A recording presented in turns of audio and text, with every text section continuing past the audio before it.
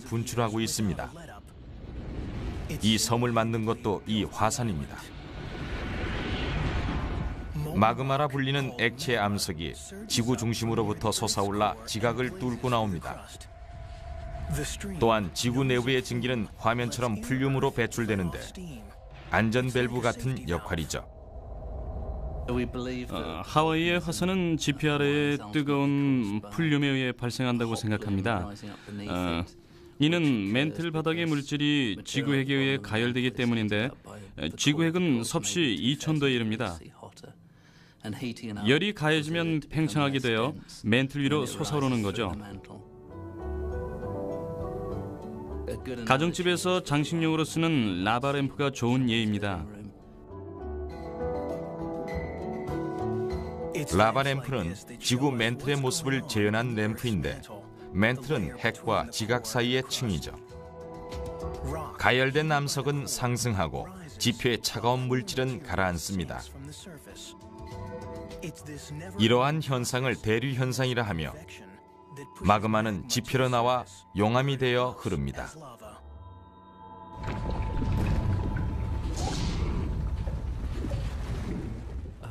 하와이는 아주 특별한 곳입니다. 세계에서 가장 활발한 화산지대죠. 자주 발생하기도 하지만 액체의 용암이 무척 많이 발생하여 빠른 속도로 흐르게 됩니다. 이로 인해 발생하는 포호 2호이라 불리는 지형은 부드럽고 아름다운 끈적거리는 지대가 되죠. 용암은 모든 것을 파괴하기도 합니다.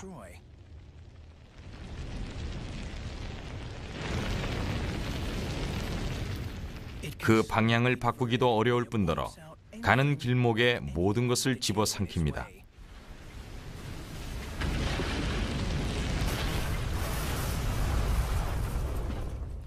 이전의 과학자들은 화산에서 이렇게 용암이 분출되고 나면 거대한 동굴이나 터널을 만든다고 추정했습니다.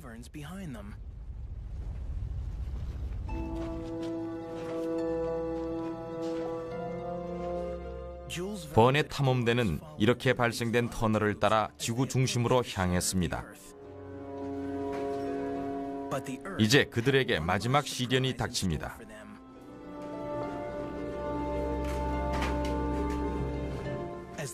악셀 교수와 한스는 지구 중심 가까이에서 갈 길이 막혀버렸습니다. 다른 길이 없었으므로 그들은 폭파시켜 나가기로 했죠.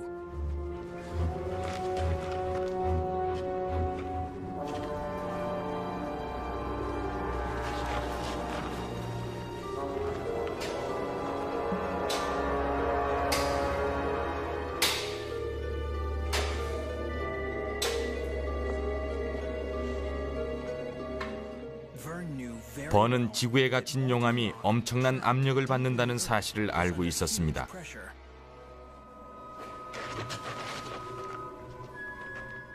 이 압력은 화산을 일으킬 수도 있었습니다.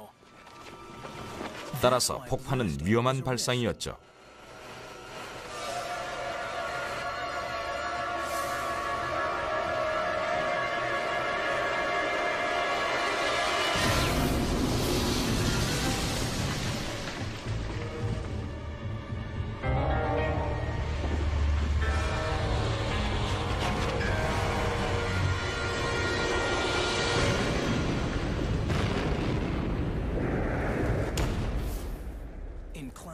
황당한 얘기지만 화산 폭발로 인해 주인공들은 아무런 상처 없이 지표로 나올 수 있었습니다. 화산 폭발은 지구의 자정작용입니다. 멘틀의 대류 현상으로 암석이 화산 근처에 다다르고 결국 지표로 쏘아 올려지는 거죠. 현대의 화산학자들은 화산 내부에는 가보지 못했습니다. 가까이는 가봤죠. 팀 엘리어트는 이 먼 땅에서 화산을 연구 중입니다. 지구 화학자인 저희는 모든 것이 식은 후에 샘플을 채취합니다. 화산 폭발을 예고한다는 것은 날씨를 예측하는 것보다 어려워 보입니다. 용암 샘플을 보면 지구 내부의 구성 물질은 복잡합니다. 또한 지진이나 화산 폭발이 있을 때마다 변하죠. 이렇듯 격변하는 지하 세계를 연구하는 팀 엘리어트에게는 모든 샘플이 소중한 자료가 됩니다. 정밀하고도 세심한 분석에 들어가기 전 일단 용암 샘플을 기계에 넣어 부수는데 버니 이 기계를 봤다면 흥미로워했겠죠.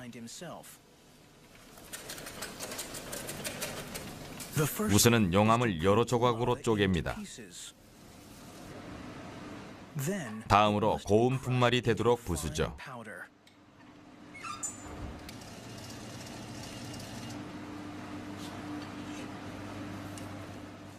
다음 단계는 철저한 주의를 요합니다.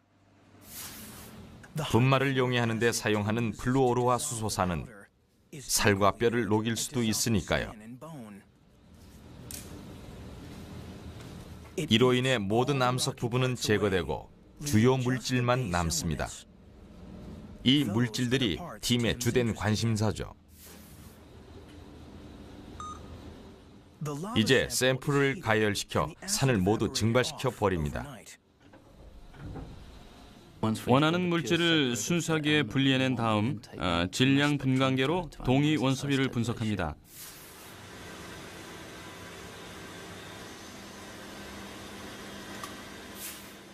어디서 온 것이든 이름이 같은 성분은 화학적으로 동일할 것입니다. 하지만 물리적으로는 다를 수 있습니다. 질량 분광계로 이들을 구분할 수 있죠. 팀은 이에 따라 샘플의 원산지를 알아낼 수 있습니다. 이번 것은 아주 깊은 곳에서 왔군요. 멘틀과 핵의 경계선에서 온 샘플은 중요한 정보를 줄 수도 있을 겁니다. 하지만 한계는 있으며 이러한 깊이의 분석에는 지진학자들의 도움을 받아야 합니다.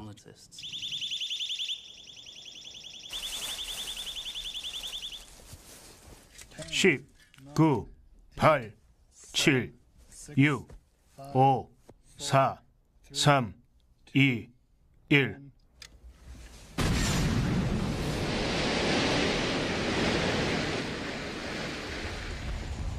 지진학자들은 가보지 않고도 지구 내부를 볼 수 있습니다. 폭발음은 음성 충격파를 발생시키고 충격파가 암석에 도달하게 되면 지표로 다시 반사됩니다.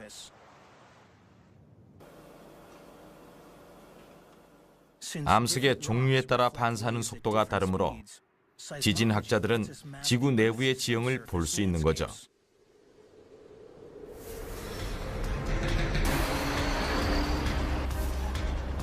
현대 기술로 지구 중심에 다다를 수 있을까요? 만약 가능하다면 우린 무엇을 보게 될까요?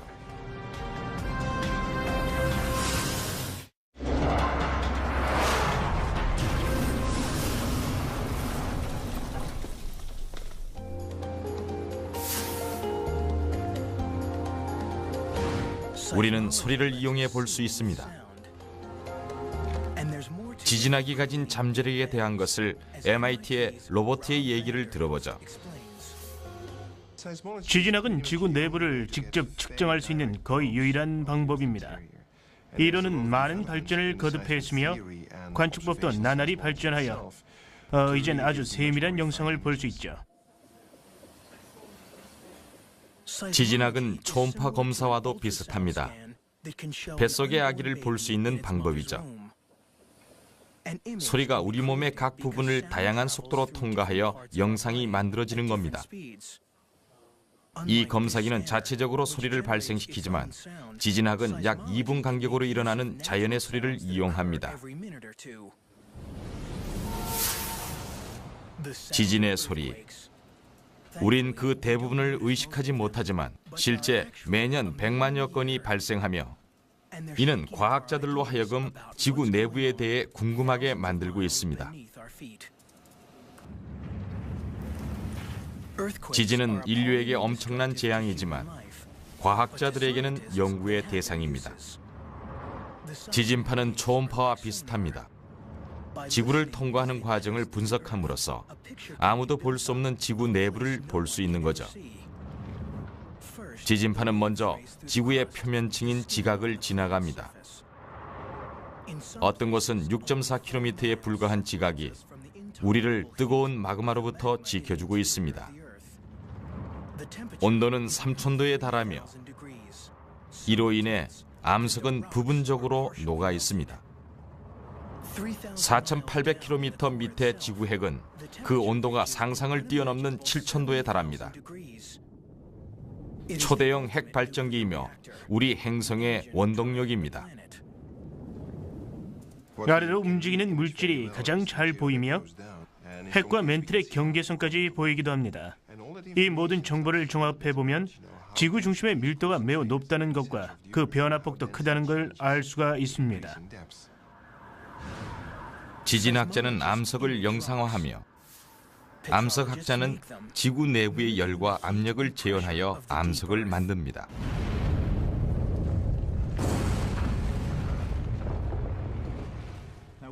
이제 이 샘플이 얼마나 깊은 곳에서 왔는지 알았습니다. 미네랄에 칼슘과 알루미늄이 있기 때문이지요. 미네랄에 따른 이러한 원소들의 구성은 압력에 따라 차이가 납니다. 따라서 지구 압력을 재현하여 이러한 샘플에 높은 압력을 가하면 미네랄 성분이 변하게 되며 압력을 변화시킴으로써 이 샘플이 얼마나 깊은 곳에서 왔는지 알 수 있습니다. 버나드가 이러한 실험에 사용하는 모루는 텅스턴 카바이드로 만든 겁니다. 아주 단단해서 드릴의 재료로 쓰이죠. 아주 작은 샘플을 세라믹 튜브에 넣고 사방을 특수한 벽돌로 막아버립니다. 이 특수 벽돌은 모든 압력을 샘플에 집중시켜줍니다. 이러한 방식으로 버나드는 지구의 거대한 압력을 재현하는 거죠. 4시간에서 5시간이 지나면 압력을 500톤으로 올립니다. 다음으로 지금 보이는 통에 전류를 가해서 온도를 섭씨 1700도까지 끌어올립니다. 마치 피자가 구워지기를 기다리는 기분일 겁니다. 열과 압력이 적당했다면 원소들은 서로 합쳐지게 되는데 이로써 그가 연구하는 미네랄이 탄생하는 거죠. 이제 원산지를 알 수 있습니다. 이번 경우에는 지표보다 압력이 25만 배에 달하는 지하 700km 지점의 샘플입니다.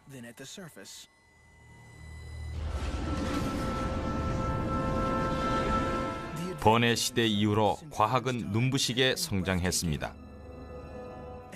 우리는 지구의 발생 기원과 변화를 계속 발견해 나가고 있죠. 지식의 측면에서는 많은 성과가 있었지만 우주로 32만 킬로미터를 나간 것에 반해 지구 내부로는 11km밖에 가지 못했습니다. 현대의 기술과 지식이라면 충분히 지구 중심으로 갈 수도 있을 겁니다.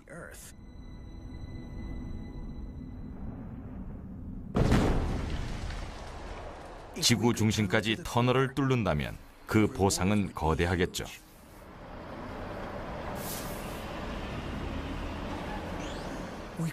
발전소도 필요 없을 겁니다. 지구의 에너지는 끝이 없을 테니까요. 또한 무료이며 공해도 없을 겁니다. 위험한 물질을 이곳에 폐기할 수도 있습니다.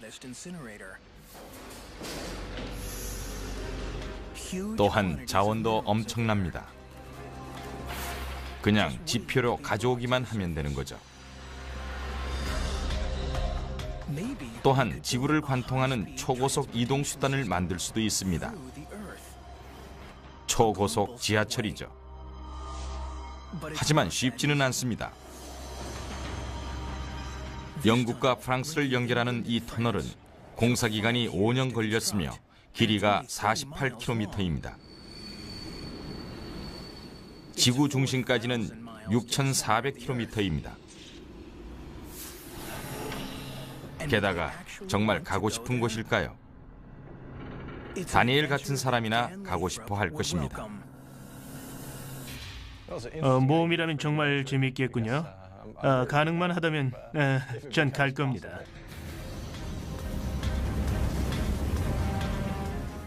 다음으로 지구 중심까지 관통하는 캡슐을 만들고 있는 팀을 소개합니다.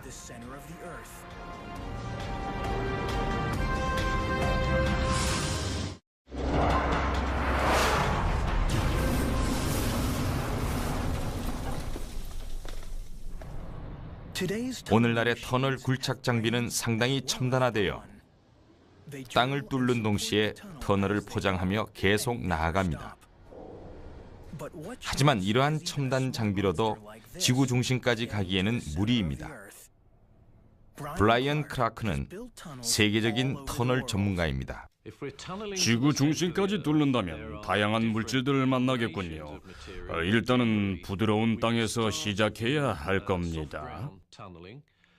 그러면 안반에 다다르게 될 것이고 깊이 내려갈수록 온도의 변화에 따라 암석의 특성이 달라질 것입니다.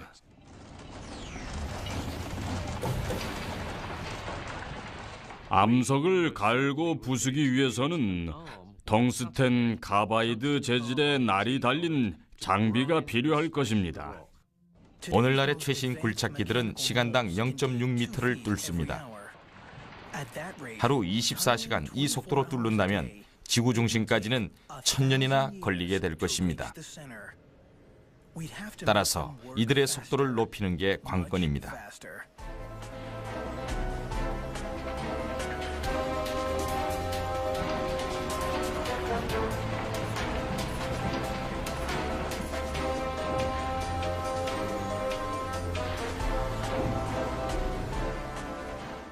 터널 굴착기는 아주 큰 깡통과 같은 것입니다.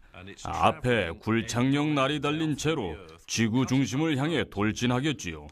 또한 부드러운 땅을 헤집으며 파내려가는 굴착기의 날은 벽 하나를 사이에 두고 내부의 조종수와 분리되어 있을 겁니다. 여기서 발생하는 모든 파편 조각들은 파이프를 통해 지표로 보내지겠죠.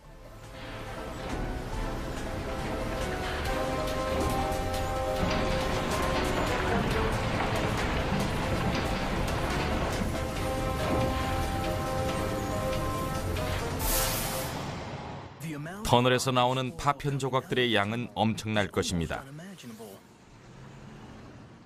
파편을 처리하려면 시간당 4대의 대형 트럭이 필요하며 하루에 100대, 총 3,600만 대가 필요합니다. 하지만 이것도 직선으로 뚫었을 때의 얘기겠죠. 또한 새로운 개념의 운송수단을 설계해야 할 텐데 지구 내부의 극한의 환경을 견딜 수 있는 캡슐이 될 수도 있겠죠. 지구 내부로 1km 내려갈 때마다 온도는 섭씨 30도가 상승하는데 이 때문에 문제가 됩니다. 암석은 높은 온도에 의해 부드러워지고 유연해지지만 사람들이 터널 굴착기 내부에서 일을 하려면 온도를 제어하거나 원격으로 모든 걸 제어해야 합니다. 조금씩 본 궤도에 오르고 있습니다. 하지만 온도만이 문제가 아닙니다. 거대한 압력도 큰 장애물이죠. 정말 쉽지 않을 겁니다. 환경을 비교하자면 지구 중심으로 다가갈수록 우주 여행보다 훨씬 가혹한 환경으로 바뀔 겁니다. 온도와 압력이 엄청나겠죠. 우주나 바다를 탐험하는 것보다 훨씬 적대적인 환경입니다. 특히 지구 내부의 압력은 너무 높아서 찌그러지지 않을 만한 이동 수단을 설계하기는 거의 불가능하죠. 몇 킬로미터만 내려가도 현대 기술로는 극복하지 못할 압력이 되니까요. 점화가 시작됐습니다.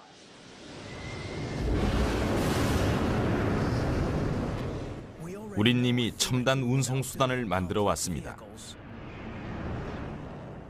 우주 기술을 이용하여 지구 중심으로 갈 수 있을까요? 지구 중심으로 가는 데 있어 가장 심각한 문제는 온도와 압력입니다. 그러한 극심한 온도에 대응할 수 있는 재료로는 현재 우주선에 사용되는 세라믹 타일이나 탄소 또는 탄소 기반의 신물질밖에 없습니다. 여전히 문제는 있습니다. 인간이 만든 세라믹이나 탄소는 열은 견딜 수 있어도 강도가 약하며 금속은 강하지만 대부분의 금속은 약 250도에서 녹아버립니다. 지구 핵의 온도는 아마 14,000도일 것이고 캡슐을 만들거나 보호막을 제작하려면 신물질이 필요합니다. 만약 시간적인 측면에서 극심한 온도에 단시간만 노출된다면 어느 정도의 열 수용력만 있어도 열이 내부로 흡수된다 해도 녹지 않고 견뎌낼 수 있을 겁니다.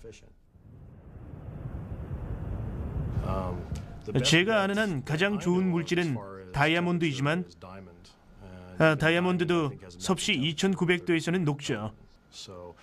따라서 재료의 측면에서 보자면 그러한 온도에 견딜 수 있는 물질은 제가 아는 한은 없습니다. 최고의 보석인 다이아몬드는 가장 단단한 물질이기도 합니다.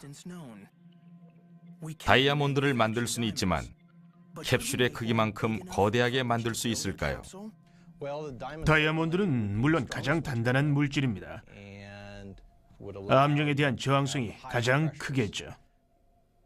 다이아몬드로 캡슐 하나를 통째로 만들 수 있을지는 명확하지 않습니다. 누군가가 성공을 한다면 흥미로울 뿐더러 아주 유용할 것 같습니다. 캡슐이 견디기 위해서는 계속 냉각을 시켜야 합니다. 가장 극복하기 힘든 부분이 캡슐과 열을 분리시키는 겁니다.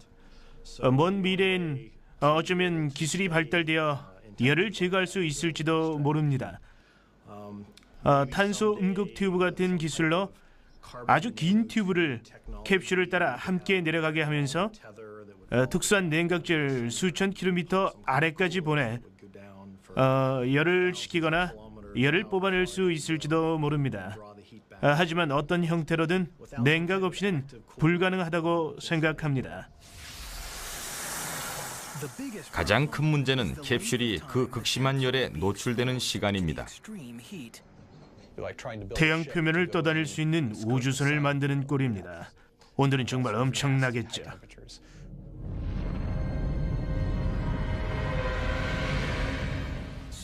지구의 중심은 태양 표면만큼 뜨겁기 때문에 견디기가 쉽지 않을 겁니다. 우주 역시 위험한 곳이지만 대부분 뜨겁지는 않습니다. 진공이며 공기가 없죠.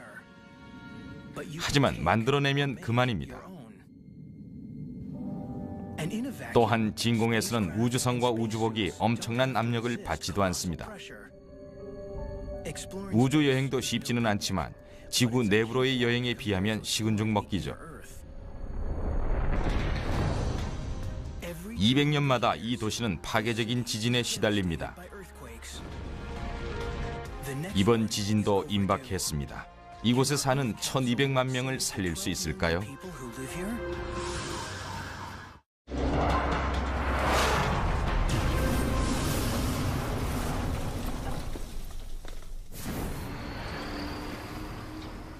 기존의 기술을 사용하는 터널 굴착기는 지구 중심에 도달하기도 전에 열과 압력에 의해 파괴될 것입니다. 지구 내부로 32km만 들어가도 녹아버릴 겁니다. 하지만 이런 기술적인 한계를 극복한다면 캡슐을 지구 내부로 보낼 수도 있을 겁니다. 우리 지구에는 또 다른 거대한 힘이 있습니다. 대륙 이동의 힘이죠. 대륙 이동설 또는 팡구조 이론은 번스가 죽은 지 100년 후인 1960년대에 처음 과학계에서 받아들여졌습니다. 그런 이론들에 따르면 우리가 아는 대륙들은 처음에는 하나였다고 합니다. 대륙은 지구 위를 이동하는 판에 얹혀 있다는 거죠. 판들은 아직도 움직입니다. 앞으로 2천만 년이 지나면 세계는 완전히 달라질 겁니다.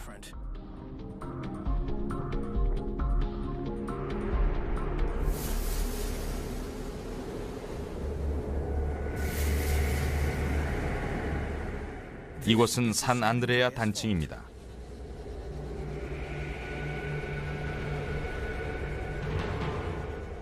두 판들이 서로를 지나치고 있습니다. 손톱이 자라는 속도로 말이죠.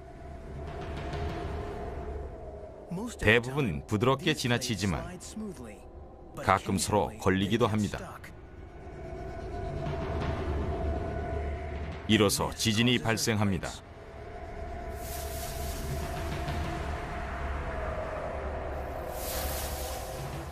판들은 지나칠 뿐만이 아니라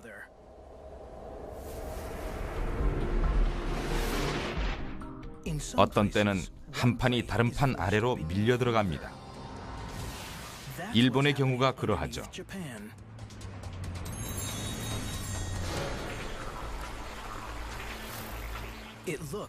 조용해 보이지만 지하에서는 결코 그렇지 못합니다. 태평양 판과 아시아가 서로 부딪히고 있죠.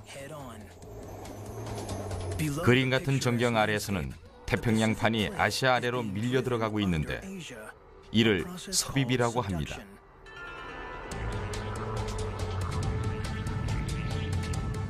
따라서 일본은 화산뿐만 아니라 지진 역시 활발하기로 유명한 곳입니다. 일본의 화산은 점잖아 보입니다. 하지만 믿지 마십시오. 언젠가 섬 전체를 집어삼킬지도 모르니까요. 캡슐로 일본의 땅속 깊숙이 가본다면 일본의 화산이 하와이와는 다르다는 것을 알게 될 겁니다. kilauea 화산은 지구 내부의 열과 압력이 용암의 형태로 뿜어져 나옵니다. 하지만 일본의 경우에는 그 요인이 다른데 바로 섭입 때문이죠. 섭입은 지각을 구부리고 부러뜨리기 때문에 해수가 흘러듭니다. 뜨거운 암석과 찬물은 폭발을 초래하죠. 섭입은 지진에도 영향을 줍니다. 테츠로 우라베는 도쿄 대학의 교수입니다. 6천 명을 죽인 1995년의 지진으로 그는 어머니를 잃었습니다. 그는 지진 예측을 연구합니다. 일본 열도는 유라시아 대륙의 왼쪽 끝에 위치하며 태평양의 바닥 지판이 열도와 바로 맞닿아 있습니다. 이러한 활성적인 상태로 인해 화산이나 지진 같은 자연 재앙이 자주 일어나는 것입니다. 1995년에는 고베에서 대지진이 일어나 6천 명의 목숨을 앗아갔습니다. 뜻밖의 사건이었죠. 모든 지진학적 방법으로도 지진을 예측하지 못했습니다. 지진을 예측하기 위해서는 그 원인에 대해 알아야 합니다. 지구 속을 여행하는 이 캡슐이 도움이 될지도 모릅니다. 시간만 많다면야 캡슐을 태평양 판에 묻고 수백만 년을 기다려도 되겠죠. 그러면 대륙 이동과 섭입에 의해 일본 아래로 들어갈 겁니다. 캡슐이 들어가 있는 암석은 고체지만 움직입니다. 멘틀은 고체이면서도 매년 수 센티미터씩 움직입니다. 하지만 유리처럼 망치로 때리면 부서지죠. 그래서 지진이 발생합니다. 240km 아래에서 판들은 서로 밀어내고 있습니다. 한 판이 부서져서 미끄러지기까지 엄청난 압력이 발생합니다.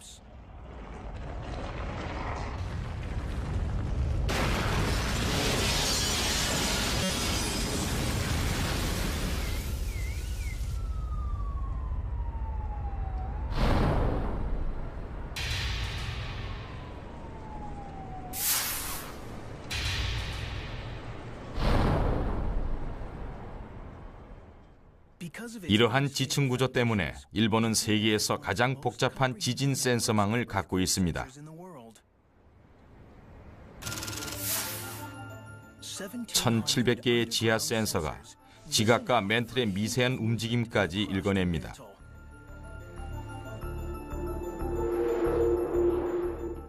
데이터는 중앙 모니터링 센터에 보내지고 아주 작은 징조도 기록됩니다. 아무리 작은 지진도 3차원으로 나타내주죠. 이들의 목적은 미래의 지진을 예측하는 겁니다. 이제 또 하나의 거대한 지진이 이곳 도쿄에 올 차례니까요.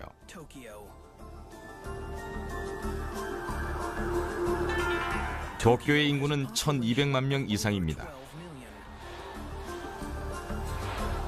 200년마다 이곳에서는 거대한 지진이 발생했습니다.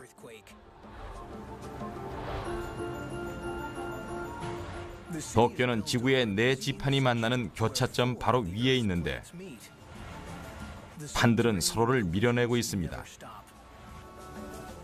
이것이 바로 일본이 지진에 민감한 이유이며 예측하기 어려운 이유입니다. 현재 상황은 위태로우며 수백만이 죽을 수도 있습니다. 더 정확한 정보를 얻으려면 지판까지 9.6km를 뚫어야만 합니다. 저지는 일본 초심층 시추 사업 및 지구 과학 실험의 약자로 섭입 구역까지 약 10km의 구멍을 뚫는 것입니다. 장소는 정해졌습니다. 하지만 기술은 어떨까요? 저지 프로젝트의 해당 지역은 아주 활성적이며 10km 깊이에서 온도는 300도를 넘을 수도 있기 때문에 이렇게 높은 온도로 인해 시추 작업이 매우 힘들어지게 됩니다. 우리 캡슐도 마찬가지입니다. 고도의 온도와 압력을 견디기 위해서는 발전된 기술이 필요하죠.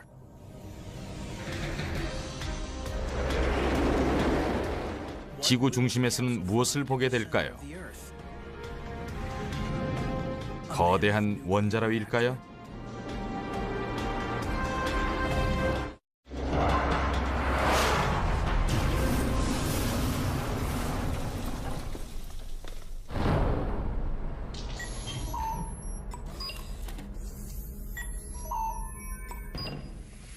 지구 중심으로 가는 길에 캡슐은 녹은 철로 이루어진 바다를 지나야 합니다. 이 바다는 내핵 주위를 돌면서 자기력을 발생시키죠. 1%의 자기력만이 지구 밖으로 빠져나가지만 먼 우주 밖에 자기 보호막을 쳐주기에 충분한 양입니다. 어떻게 이 많은 에너지가 생성될까요? 제러미 블록스햄은 아직도 연구 중이라고 말합니다. 지구의 자기장을 조사하면서 누구나 갖는 의문점은 이 자기장이 어떻게 생성되는가 하는 문제입니다. 지난 20억 년간 지속될 수 있었던 원인과 방법이 과연 무엇이었냐는 것이죠. 한 지구 물리학자가 이론을 제기했습니다. 마빈 헤른도는 지구의 중심에 천연의 원자로가 있다고 말합니다.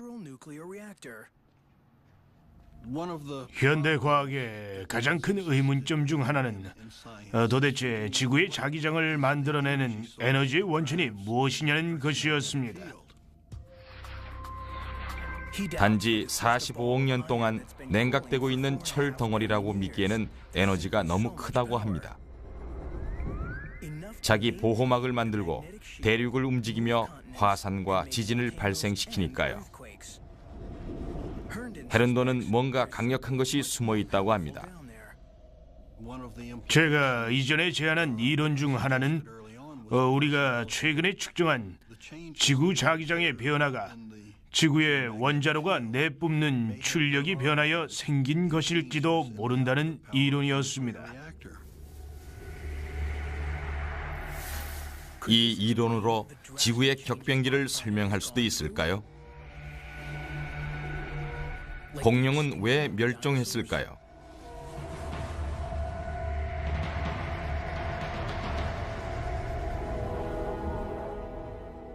만년설이 녹는 이유가 이 원자로와 관련이 있을까요? 철로 이루어진 핵과는 달리 원자로는 변할 수 있습니다.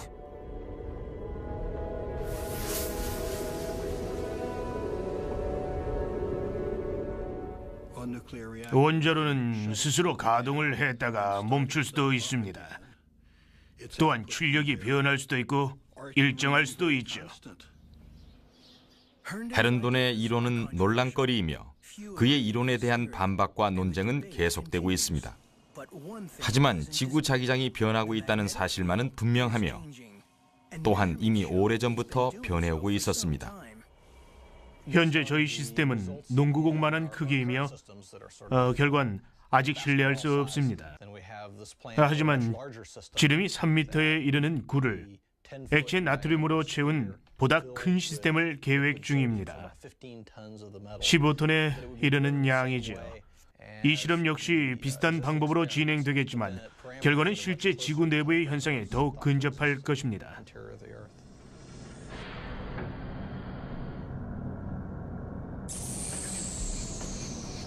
우리가 만든 캡슐은 이제 자유낙하를 하며 지구 중심을 향해 고속으로 이동 중입니다.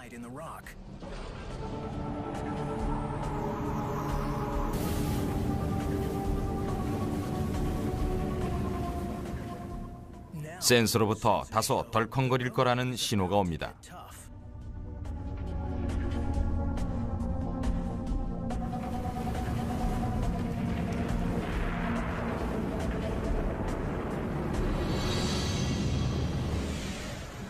지하 2,800km, 캡슐이 멘틀과 외핵의 경계선에 다다릅니다.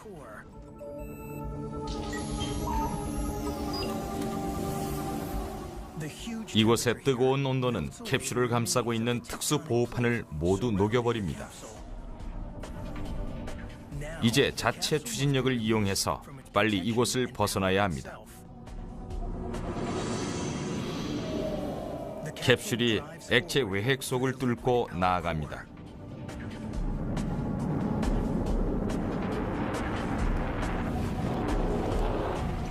이제 고체 상태인 내핵으로 들어가야 하죠. 이곳은 지표의 400만 배에 달하는 거대한 압력으로 인해 고체 상태가 됐습니다. 또한 10억 암페어의 전기가 핵 내부를 흐릅니다.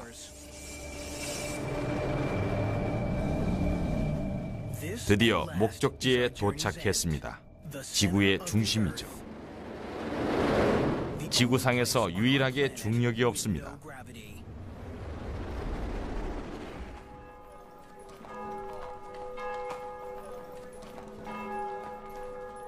버니 이 세계에 미친 영향은 대단했습니다. 그는 젊은 독자들로 하여금 과학과 공학, 탐험에 열정을 바치게 했습니다.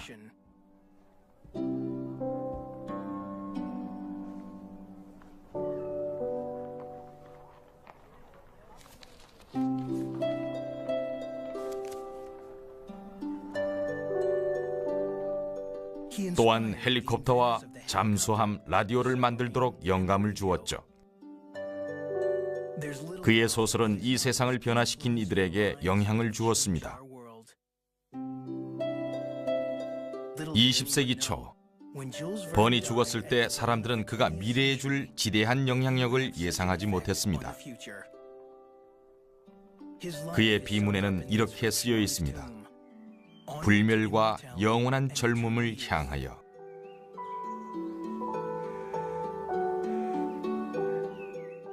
버니 이번에도 옳았다면 언젠가는 우리는 지구 중심에 다다를 수 있을 것입니다.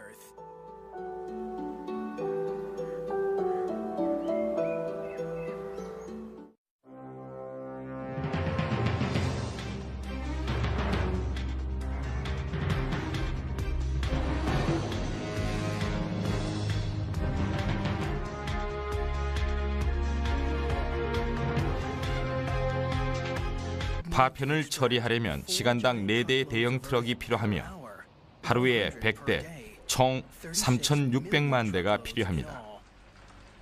하지만 이것도 직선으로 뚫었을 때의 얘기겠죠. 또한 새로운 개념의 운송수단을 설계해야 할 텐데 지구 내부의 극한의 환경을 견딜 수 있는 캡슐이 될 수도 있겠죠.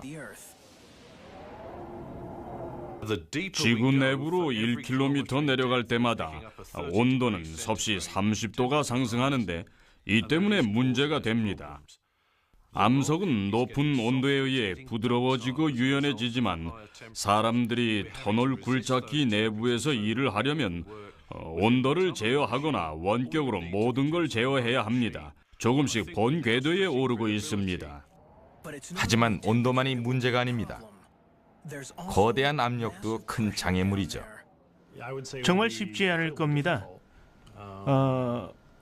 환경을 비교하자면 지구 중심으로 다가갈수록 우주 여행보다 훨씬 가혹한 환경으로 바뀔 겁니다. 온도와 압력이 엄청나겠죠. 우주나 바다를 탐험하는 것보다 훨씬 적대적인 환경입니다. 특히 지구 내부의 압력은 너무 높아서 찌그러지지 않을 만한 이동 수단을 설계하기는 거의 불가능하죠. 몇 킬로미터만 내려가도 현대 기술로는 극복하지 못할 압력이 되니까요. 점화가 시작됐습니다.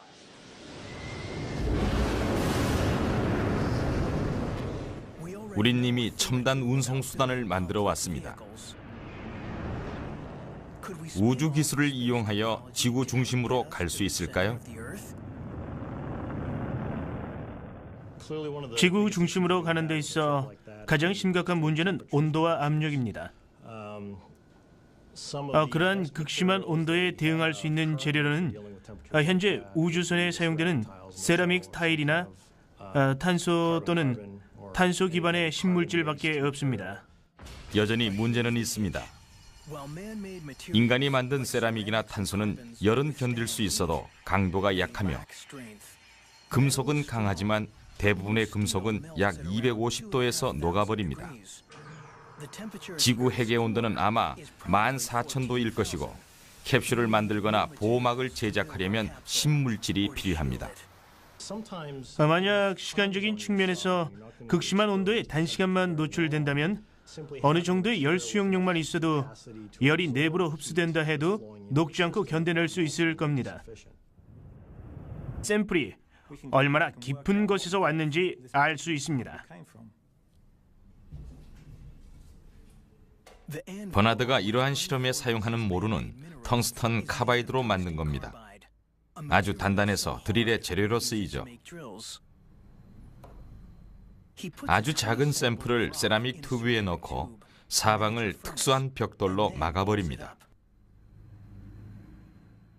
이 특수 벽돌은 모든 압력을 샘플에 집중시켜줍니다. 이러한 방식으로 버나드는 지구의 거대한 압력을 재현하는 거죠. 4시간에서 5시간이 지나면 압력을 500톤으로 올립니다. 다음으로 지금 보이는 통에 전류를 가해서 온도를 섭씨 1700도까지 끌어올립니다. 마치 피자가 구워지기를 기다리는 기분일 겁니다. 열과 압력이 적당했다면 원소들은 서로 합쳐지게 되는데 이로써 그가 연구하는 미네랄이 탄생하는 거죠. 이제 원산지를 알 수 있습니다. 이번 경우에는 지표보다 압력이 25만 배에 달하는 지하 700km 지점의 샘플입니다.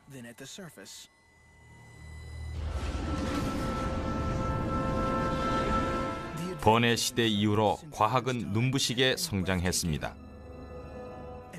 우리는 지구의 발생 기원과 변화를 계속 발견해 나가고 있죠.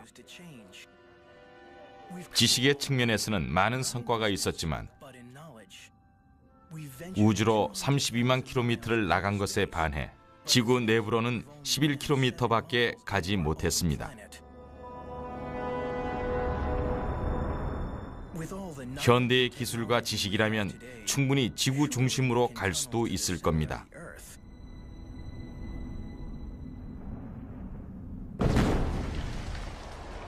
지구 중심까지 터널을 뚫는다면 그 보상은 거대하겠죠.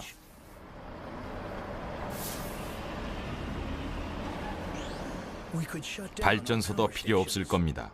지구의 에너지는 끝이 없을 테니까요. 또한 무료이며 공해도 없을 겁니다. 위험한 물질을 이곳에 폐기할 수도 있습니다. 또한 자원도 엄청납니다. 그냥 지표로 가져오기만 하면 되는 거죠. 또한 지구를 관통하는 초고속 이동 수단을 만들 수도 있습니다. 초고속 지하철이죠.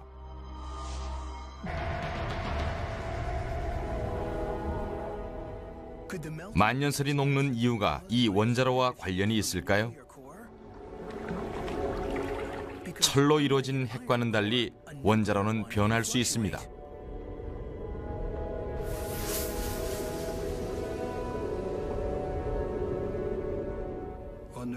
원자로는 스스로 가동을 했다가 멈출 수도 있습니다.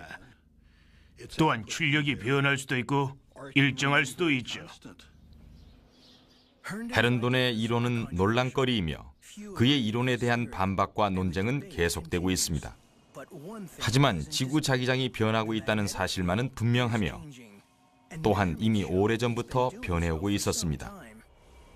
현재 저희 시스템은 농구공만한 크기이며 결과는 아직 신뢰할 수 없습니다. 하지만 지름이 3m에 이르는 굴을 액체 나트륨으로 채운 보다 큰 시스템을 계획 중입니다. 15톤에 이르는 양이죠. 이 실험 역시 비슷한 방법으로 진행되겠지만 결과는 실제 지구 내부의 현상에 더욱 근접할 것입니다.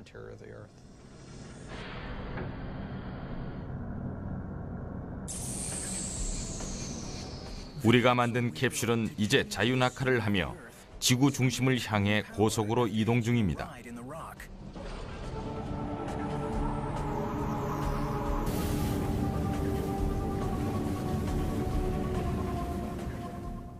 센서로부터 다소 덜컹거릴 거라는 신호가 옵니다.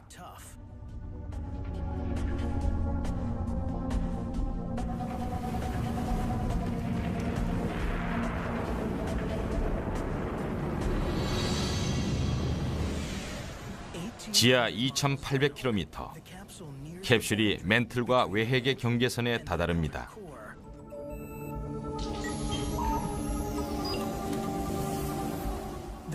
이곳의 뜨거운 온도는 캡슐을 감싸고 있는 특수 보호판을 모두 녹여버립니다. 이제 자체 추진력을 이용해서 빨리 이곳을 벗어나야 합니다. 캡슐이 액체 외핵 속을 뚫고 나아갑니다.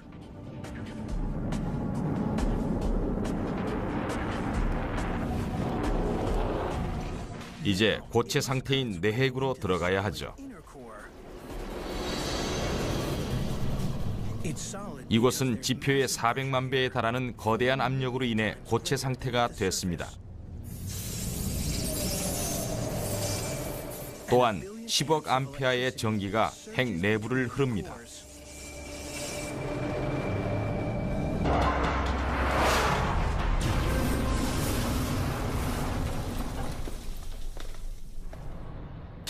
오늘날의 터널 굴착 장비는 상당히 첨단화되어 땅을 뚫는 동시에 터널을 포장하며 계속 나아갑니다. 하지만 이러한 첨단 장비로도 지구 중심까지 가기에는 무리입니다. 브라이언 크라크는 세계적인 터널 전문가입니다. 지구 중심까지 뚫는다면 다양한 물질들을 만나겠군요. 일단은 부드러운 땅에서 시작해야 할 겁니다.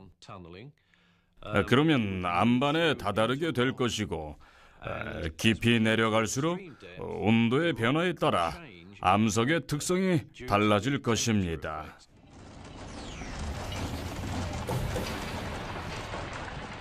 암석을 갈고 부수기 위해서는 텅스텐 가바이드 재질의 날이 달린 장비가 필요할 것입니다. 오늘날의 최신 굴착기들은 시간당 0.6m를 뚫습니다. 하루 24시간 이 속도로 뚫는다면 지구 중심까지는 1000년이나 걸리게 될 것입니다. 따라서 이들의 속도를 높이는 게 관건입니다.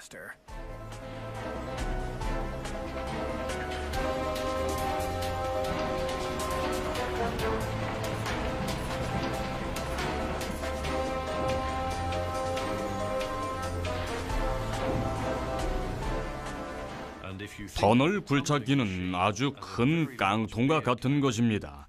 앞에 굴착용 날이 달린 채로 지구 중심을 향해 돌진하겠지요. 또한 부드러운 땅을 헤집으며 파내려가는 굴착기의 날은 벽 하나를 사이에 두고 내부의 조종수와 분리되어 있을 겁니다. 여기서 발생하는 모든 파편 조각들은 파이프를 통해 지표로 보내지겠죠.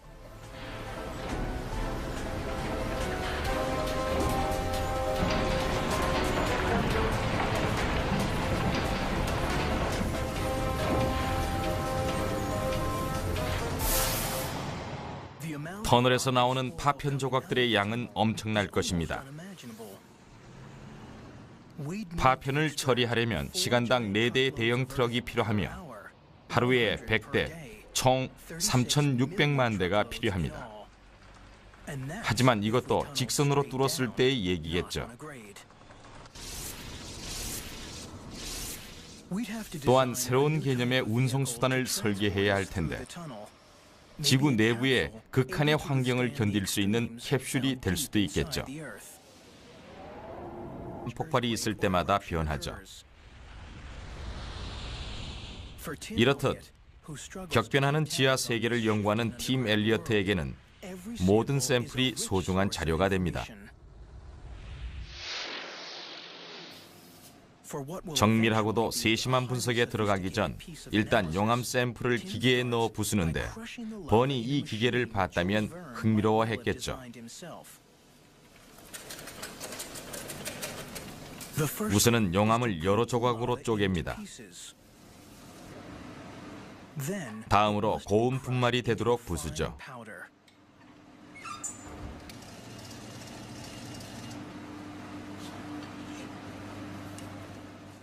다음 단계는 철저한 주의를 요합니다. 분말을 용해하는 데 사용하는 플루오르화 수소산은 살과 뼈를 녹일 수도 있으니까요. 이로 인해 모든 암석 부분은 제거되고 주요 물질만 남습니다. 이 물질들이 팀의 주된 관심사죠. 이제 샘플을 가열시켜 산을 모두 증발시켜 버립니다.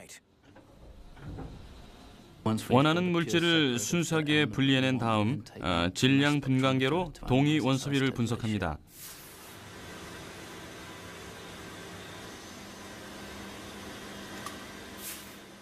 어디서 온 것이든 이름이 같은 성분은 화학적으로 동일할 것입니다. 하지만 물리적으로는 다를 수 있습니다. 질량 분광계로 이들을 구분할 수 있죠. 팀은 이에 따라 샘플의 원산지를 알아낼 수 있습니다. 이번 것은 아주 깊은 곳에서 왔군요. 멘틀과 핵의 경계선에서 온 샘플은 중요한 정보를 줄 수도 있을 겁니다. 하지만 한계는 있으며 이러한 깊이의 분석에는 지진학자들의 도움을 받아야 합니다.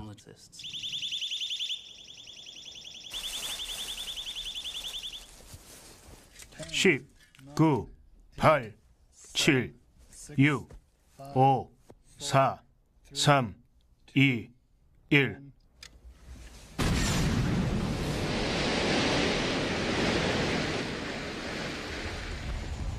지진학자들은 가보지 않고도 지구 내부를 볼 수 있습니다.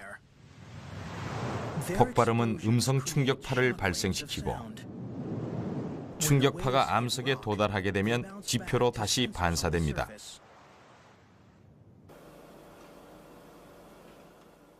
암석의 종류에 따라 반사하는 속도가 다르므로 지판이 열도와 바로 맞닿아 있습니다.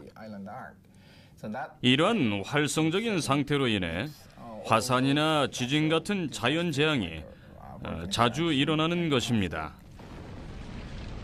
1995년에는 고베에서 대지진이 일어나 6천 명의 목숨을 앗아갔습니다. 뜻밖의 사건이었죠. 모든 지진학적 방법으로도 지진을 예측하지 못했습니다. 지진을 예측하기 위해서는 그 원인에 대해 알아야 합니다. 지구 속을 여행하는 이 캡슐이 도움이 될지도 모릅니다. 시간만 많다면야 캡슐을 태평양판에 묻고 수백만 년을 기다려도 되겠죠. 그러면 대륙 이동과 섭입에 의해 일본 아래로 들어갈 겁니다.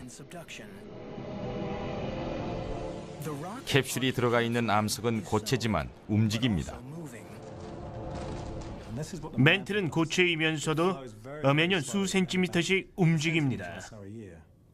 하지만 유리처럼 망치로 때리면 부서지죠. 그래서 지진이 발생합니다. 240km 아래에서 판들은 서로 밀어내고 있습니다. 한 판이 부서져서 미끄러지기까지 엄청난 압력이 발생합니다.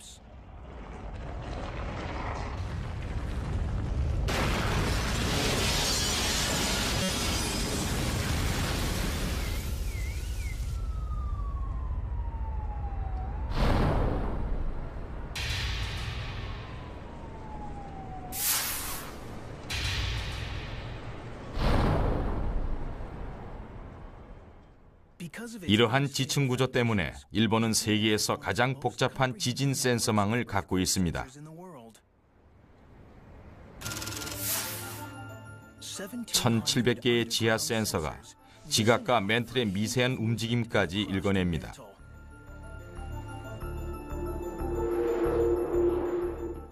데이터는 중앙 모니터링 센터에 보내지고 아주 작은 징조도 기록됩니다.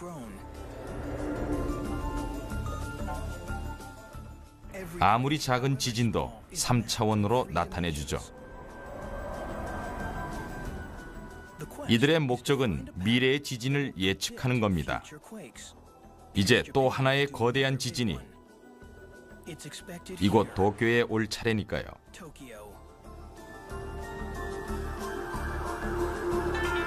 도쿄의 인구는 1,200만 명 이상입니다.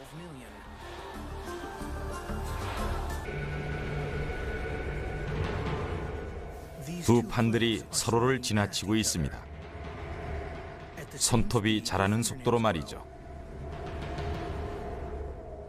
대부분 부드럽게 지나치지만 가끔 서로 걸리기도 합니다.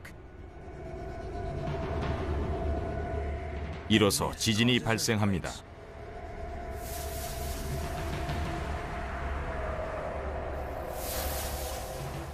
판들은 지나칠 뿐만이 아니라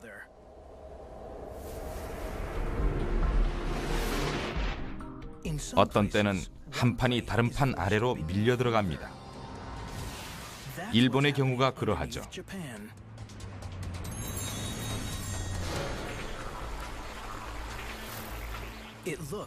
조용해 보이지만 지하에서는 결코 그렇지 못합니다. 태평양판과 아시아가 서로 부딪히고 있죠. 그림 같은 전경 아래에서는 태평양판이 아시아 아래로 밀려 들어가고 있는데 이를 섭입이라고 합니다.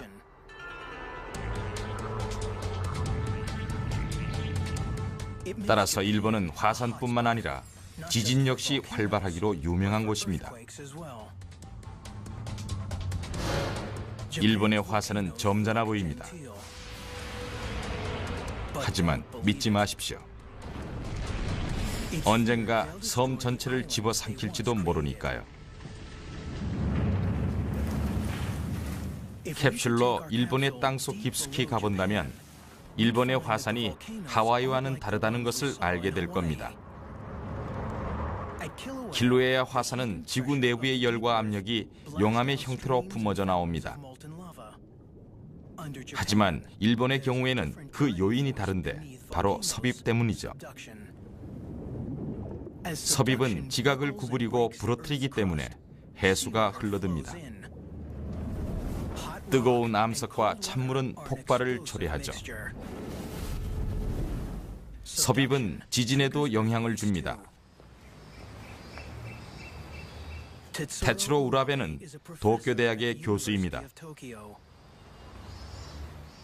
6천 명을 죽인 1995년의 지진으로 그는 어머니를 잃었습니다.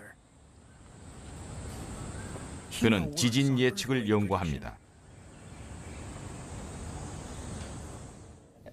일본 열도는 유라시아 대륙의 왼쪽 끝에 위치하며 태평양의 바닥 지판이 열도와 바로 맞닿아 있습니다. 이러한 활성적인 상태로 인해 화산이나 지진 같은 수백만 년을 기다려도 되겠죠. 그러면 대륙 이동과 섭입에 의해 일본 아래로 들어갈 겁니다. 캡슐이 들어가 있는 암석은 고체지만 움직입니다. 멘틀은 고체이면서도 매년 수 센티미터씩 움직입니다. 하지만 유리처럼 망치로 때리면 부서지죠. 그래서 지진이 발생합니다. 240km 아래에서 판들은 서로 밀어내고 있습니다. 한 판이 부서져서 미끄러지기까지 엄청난 압력이 발생합니다.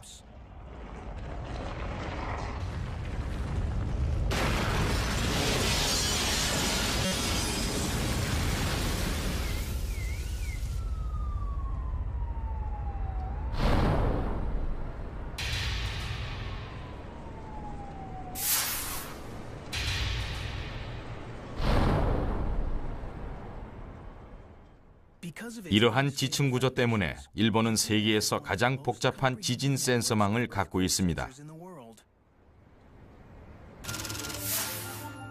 1,700개의 지하 센서가 지각과 멘틀의 미세한 움직임까지 읽어냅니다.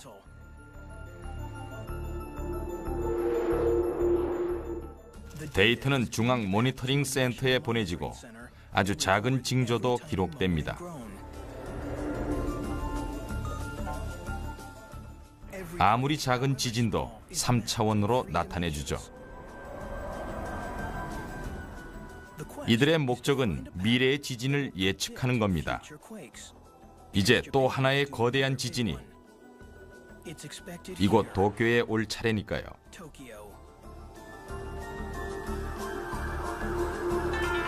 도쿄의 인구는 1,200만 명 이상입니다. 200년마다 이곳에서는 거대한 지진이 발생했습니다.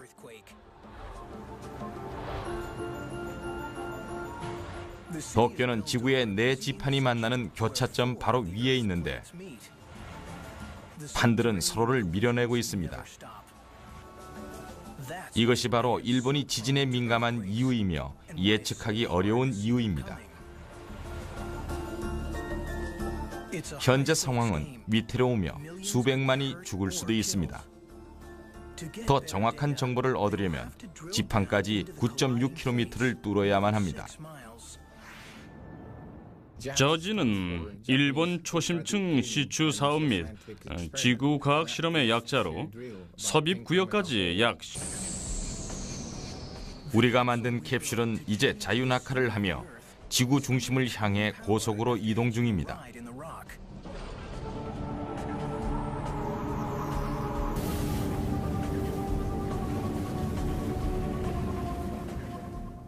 센서로부터 다소 덜컹거릴 거라는 신호가 옵니다.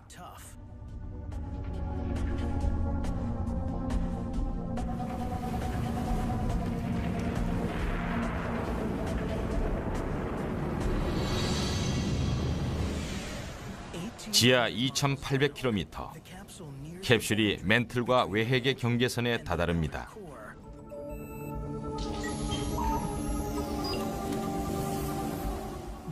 이곳의 뜨거운 온도는 캡슐을 감싸고 있는 특수 보호판을 모두 녹여버립니다. 이제 자체 추진력을 이용해서 빨리 이곳을 벗어나야 합니다. 캡슐이 액체 외핵 속을 뚫고 나아갑니다.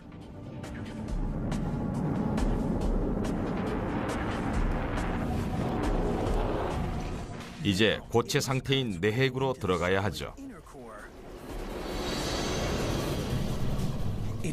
이곳은 지표의 400만 배에 달하는 거대한 압력으로 인해 고체 상태가 됐습니다. 또한 10억 암페어의 전기가 핵 내부를 흐릅니다.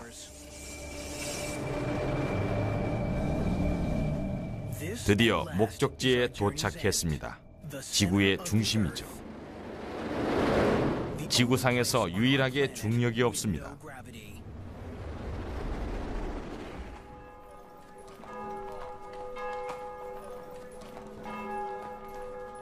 버니 이 세계에 미친 영향은 대단했습니다. 그는 젊은 독자들로 하여금 과학과 공학, 탐험에 열정을 바치게 했습니다.